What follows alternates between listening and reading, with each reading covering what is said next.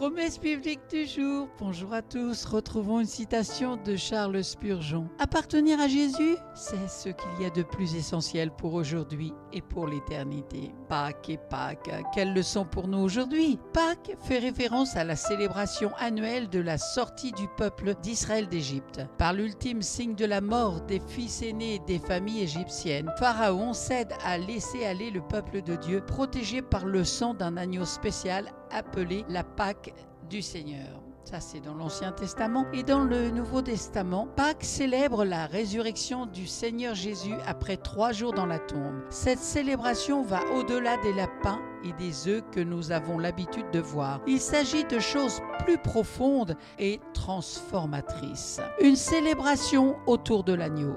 Pour Pâques et Pâques, il est question d'un animal spécial, un agneau. Cet agneau devait être mis à mort pour protéger ceux qui étaient exposés au jugement. Ceux qui s'identifiaient à lui pouvaient jouir de la vie. Jésus a dit dans Jean chapitre 10 verset 10, « Le voleur ne vient que pour dérober, égorger et détruire. Moi, je suis venu afin que les brebis aient la vie et qu'elles soient dans l'abondance. » La venue du Christ avait donc pour but de nous donner une vie dont nous pouvons jouir abondamment. Cette vie ne pouvait pas devenir nôtre sans que l'agneau ne se donne à Dieu, afin que Dieu change les temps et les circonstances. C'est pourquoi Jésus, notre agneau pascal, s'est donné afin de nous épargner du jugement divin et de nous introduire dans une vie divine, une nouvelle saison. Après Pâques, chaussures aux pieds, bâton en main et ceinture serrée, Israël regardait son avenir droit dans les yeux. Dieu lui avait ouvert les portes en direction du pays promis. De même, après la résurrection du Seigneur, Dieu tourne nos regards vers notre pays promis, les demeures célestes.